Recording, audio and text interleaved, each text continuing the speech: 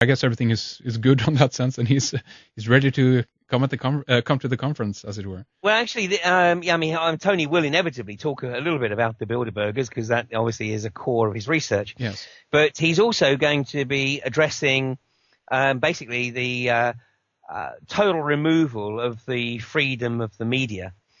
And of course, Tony's recent experiences are a classic example of that. Tony was actually approached by a lady who had some issues, and there was actually I don't think it was an arrest warrant, but anyway, the police wanted to know her whereabouts, and the police came to know that Tony had met with her. So instead of just knocking on his door, which they could have done, they set up a roadblock on the motorway and stopped him when he was on the motorway. And then they took Tony to the local police station, obviously asked him a few questions, told him that they wanted to search his house. So Tony gave them the keys to his house, but that wasn't good enough. The police wanted to beat the door down.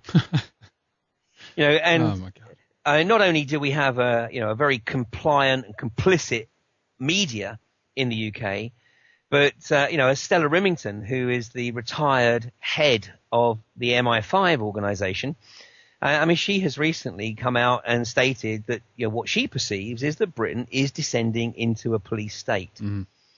And I know for a fact that there are actually many serving police officers who are starting to become very, very concerned about the agenda that they're being asked to carry out. So it is going to be very interesting to see how this unfolds. But yes. In terms of the complicit media, I have my own experience of that, because I was giving a presentation in the north of England just 3 months after the London bombings. And after I'd given my presentation, where I was effectively presenting the evidence that I had accumulated in 3 months, which led me to believe that the alleged perpetrators of the London bombings were in fact innocent of the allegation. And at the end of the evening, this gentleman came up to me and he gave me his business card, and I still have his business card.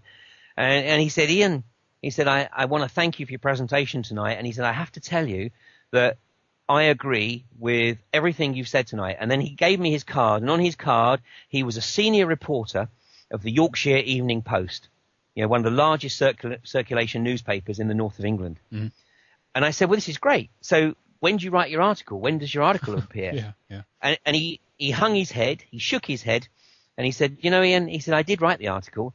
He said, but I took it to my editor, and my editor called me into his office, and he said, we both know that if this gets published, it's journalistic suicide. That's very interesting. That is really an example of the complicit media, and it shouldn't be any surprise to any of us that newspaper sales the world over are falling at a remarkable rate. Of course they are. Yeah, absolutely. And they deserve it too, No, they do. Yeah. Any journalist that demonstrates the capability to think independently has no future. No, exactly. It's it's the same idea all over, and again, it's all about that idea what we talked about before. It's about aligning everyone to the agenda, and again, what is scary here is that this is being done from child level and up now these days. So except from the few who are interested to understand reality, this is going to go above the radar of most people, and they're not going to even realize that there are being information withheld from them, and again, this can just go on, and again, the common purpose agenda of educating people into what is right and what is right to think, and how people should think from the from child level and upwards. It's really, really scary. So I think it's really important again to inform and bring this information out, and as I said before, Ian, that it's a good time to do it as well, because a lot of these subjects are converting at this particular point in time. There's health issues, there's media issues, there is the GMO, the Codex thing. We have the European Union being just rammed on through every national parliament in the European continent, and so there's so many different areas here, and And so We haven't even spoken about the economic situation yet. well, exactly. There you go. Is there anyone that you know that will be addressing that on the conference? Oh, most definitely there will be, but maybe we come back to that because from what we were just talking about just now with the complicit media, it's a perfect lead in to one of the other speakers that we have, and this is David Halpin. And David is a very, very remarkable man. I mean, this guy, he's in his late 60s. He might even be 70 now, but he's at that sort of age bracket. He's a retired orthopedic surgeon, a trauma surgeon.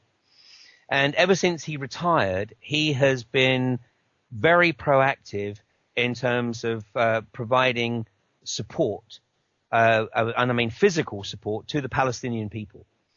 And he made his first trip to Palestine, I think, almost 10 years ago. And the first trip that he made, he financed himself. So, David put up £100,000 of his own money to effectively hire a vessel, load it with supplies for schools and hospitals in Palestine, and took it out there. Now, obviously, he realized that, if he wanted to do that again, he wasn't going to be able to keep financing out of his own pocket. So he subsequently established a charity, which is called the Dove and the Dolphin.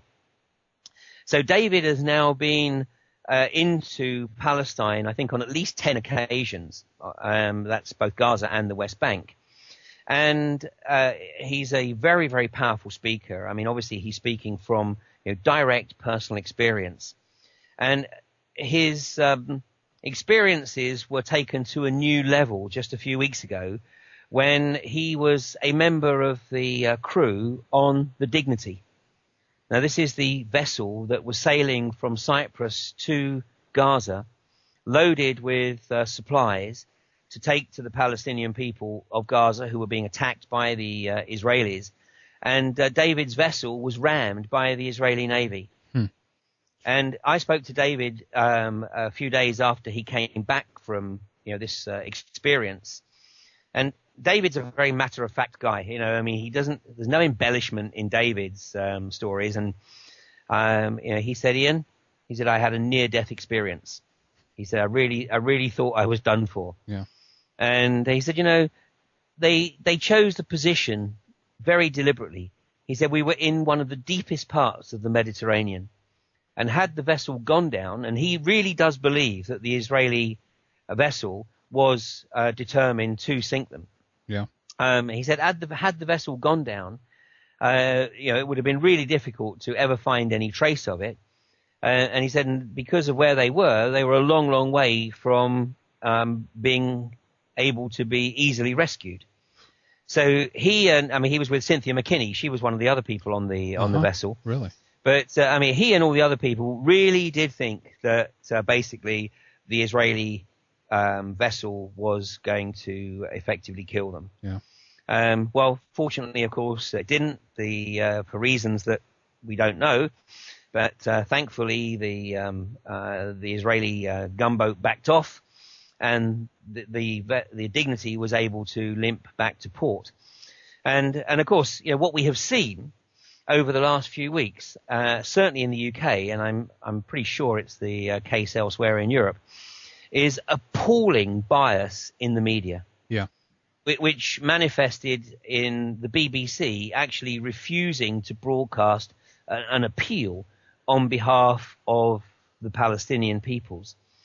And, so consequently, our politicians and our media leadership have, beyond any shadow of doubt, demonstrated that effectively their sympathies lie with the genocidal agenda of the Israeli Zionist government. Yes. And, I think that, when you look at the presentation, people come along and hear the presentation that David will give, and he will talk about his experiences over 10 years working with the Palestinian people. Anybody who suggests that there is not a genocidal agenda here is effectively delusional. There is no question that the Israeli government is not going to stop what it's doing in Gaza and the West Bank until effectively there are no more Palestinians in the country. And although the UN has passed motion after motion after motion, the reality is that Israel just ignores all of the UN's rulings with complete impunity. Mm.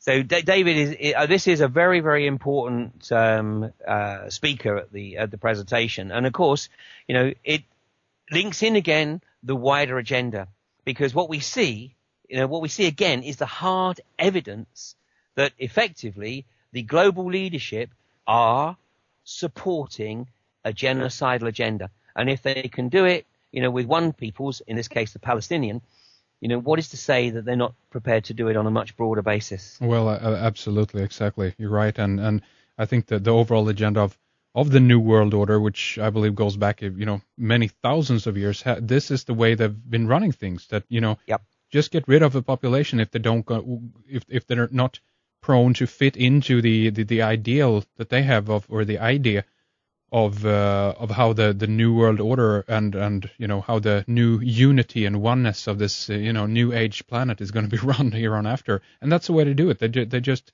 kill people off. The Romans did it, all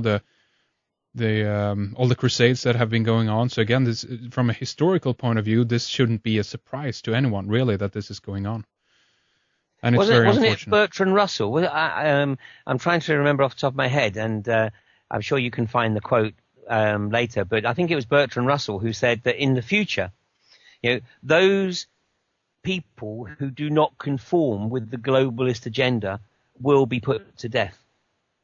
And he said that they will find humane ways to do it, but basically the leadership will have no choice but to do this. And this is effectively what we can see going on, and that leads us perfectly on to where I can introduce the next speaker. Now, this is a very interesting individual. It's a guy that I've known for probably about 4 or 5 years now.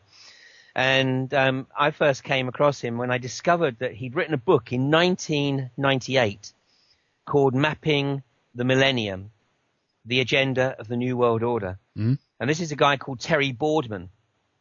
And Terry has done some exceptional research. He's a student. He spent many years studying the works of Rudolf Steiner. So he has a very, very interesting spiritual take on the globalist agenda. And as you rightly say, it's an agenda that goes back many thousands of years. And Terry has, once again, like Dr. Horowitz, those people who know Terry are very, very familiar with his work. And in my opinion, Terry's work is so important that he needs to have the opportunity to present his work to a wider audience. And hopefully we'll be able to do that at the Alternative View.